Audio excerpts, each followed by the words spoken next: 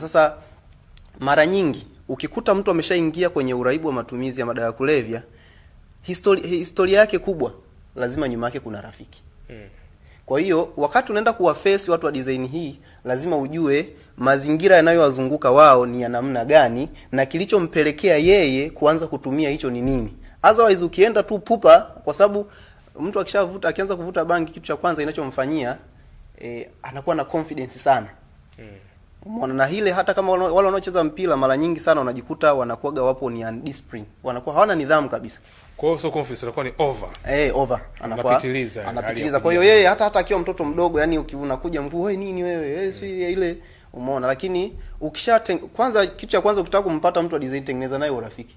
Mimi nakuaga na urafiki na hata wale ambao wanakuwa pale daraja la Ubungo Kijazi. Ni marafiki zangu sana. Nikipita pale, brother na nini hivyo, wanakuwa wana ule upendo. Lakini yule mtoto ni rahisi, umeshatengeneza naye urafiki, naweza nikakaa naye chini, kumpa elimu ni rahisi sana. Tofauti na ile ukimuona unamsema vibaya na nini, ile ukikuja kukutana naye hivi huwezi kukaa naye na kusema naye chochote. Umeona, tuna timu moja tulicheza nayo mechi na kwenye mashindano fulani, sita yataja na wala sitataja hiyo timu, lakini wale watoto walikuwa wanavuta sigara na mwingine